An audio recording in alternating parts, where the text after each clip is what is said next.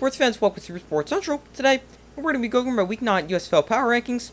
So, briefly recapping, Week 8, the Gamblers beat the Maulers 20-19. The Stallions defeated the Stars 27-24. The Showboats beat the Gamblers 25-16. And finally, the Breakers beat the Panthers 24-20. So, this week's rankings, at number 8, I've got the New Jersey Generals. They have now lost 4 straight after their 25-16 loss to the Showboats. They fall to 2-6 on the season. And now, offensively, again, they weren't great, but now the Generals could have found something at quarterback with Dakota Prukop, who's pretty good this week, with 128 passing yards, 2 touchdowns, and an interception, and he also had a team-high 76 rushing yards on the ground. Now, if I'm the Generals, I'm starting Dakota Prukop the rest of the way, because he's familiar with the team, and he's been pretty good in his limited playing time, as in 4 appearances this season, he's completed 31 of his 50 passes for 312 yards, 3 touchdowns, and an interception, and also added 97 yards and a touchdown on the ground. So if I'm the Generals, with DeAndre Johnson being hurt, Kyle Wetta not moving the football effectively, I'm starting Dakota Prukop for the final 2 games because he's looked pretty good in the limited action we've seen of him. And the Generals aren't officially eliminated from playoff contention, but it's going to be difficult for them to make it, so why not see what you've got with Dakota Prukop. But defensively for the Generals, they weren't great, but their defense was also on the field for 40 minutes. And the Generals dropped another game. They found themselves last in my power rankings, number 8 after 8 weeks. Number 7 is the Pittsburgh Maulers.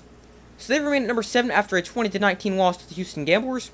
Kicker Chris Blewett did in fact blow it as he missed a field goal for the Maulers with 1:50 to go. And it was the second week in a row the Maulers were able to hang around with one of the top teams in the USFL, but they came up short in both of those games. The Maulers defense had a good bounce-back game, holding the Gamblers to just 20 minutes of possession and also just 20 points. Now, the offense wasn't terrible, but they just weren't able to get enough points on the board.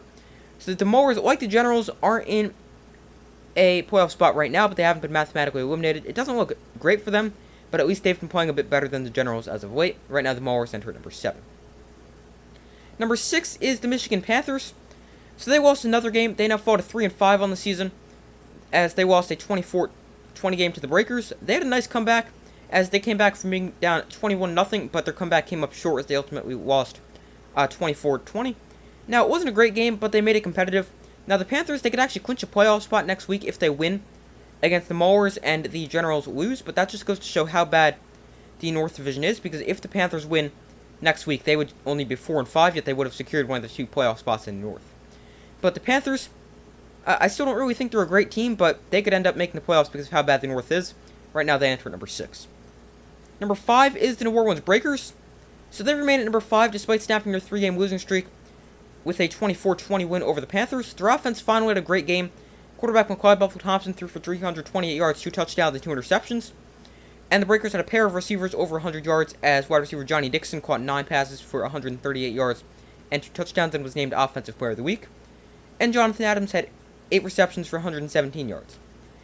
Now, the 2 interceptions I briefly mentioned that McCloud Buffalo-Thompson threw, they did allow the Panthers back into the game, so he definitely needs to cut down on the turnovers. He has been turning the ball over a lot in the recent weeks, so he needs to cut down on those.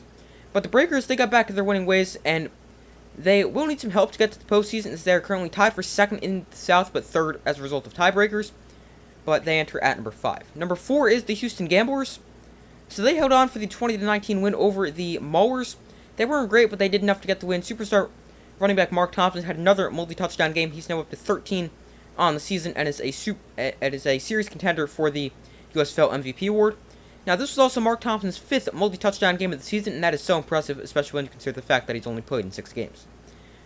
Now, the Gamblers, like the Breakers, they're tied for the 2nd spot in the South Division. Now, the Gamblers, they do have a harder path to the playoffs with the Stallions and Breakers left on the schedule, but they enter my power rankings at number 4. Number 3 is the Philadelphia Stars.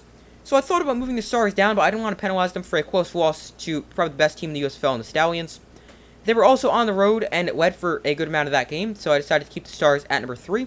They lost 27-24. The Stars' offense is looking great, though. They're firing on all cylinders. Quarterback Hayes Cookus threw for 265 yards and 3 touchdowns. And the Stars' offense as a team also had 84 rushing yards. So the Stars definitely by far the best team in the North Division, and they could potentially be looking at a rematch with the Stallions in the championship game, and they still remain at number 3 despite their loss. Number 2 is the Memphis Showboats. They remain the hottest team in the USFL. They have now won 5 straight after a 25-16 win over the Generals. The Showboats ran the ball very effectively with 128 yards and a rushing touchdown, but it was really a great defensive effort holding the Generals to just 15 points and forcing 3 turnovers. Now, the numbers offensively weren't great, but they did enough to get the win, and it doesn't matter how good the win looks, a win is a win. They've now won 5 straight after their 0-3 start, and they enter my rankings at number 2. And my number 1 team, I'm sure it's no surprise, it is the Birmingham Stallions. So they improved to 6-2 on the season after their 27-24 win over the Stars. The Stallions were great offensively, putting up 27 points, 429 yards of total offense, and 7.4 yards of play. And they were led by a tremendous performance from superstar quarterback Alex McGough, who had a career-high 333 passing yards and 3 touchdowns, and also made some huge plays down the stretch of the game, including a touchdown pass to Michael Petway to give the Stallions the lead for good. Now, the Stallions, they are 6-2 in the season. They lead the South Division by 1 game, and they're in a good position to make the playoffs. But they have a tough final 2 games as they play the Gamblers, and then they have a tough game in Memphis against the Red Hot Showboats to close out the season. But those are my Week 9 USFL Power Rankings. They actually did not change from my Week 8 Power Rankings. But those are my Week 9 Power Rankings. But I thank you guys for watching. Make sure to like, subscribe, comment, turn on notifications so much at the upcoming videos. I do my best to put as often as possible. Let me know in the comments if you agree with my rankings, disagree, and why. I'd love to hear your thoughts. But thank you guys for watching. Make sure to like, subscribe, comment, turn on notifications. I do my best to put as often as possible, and I will see you in the next video.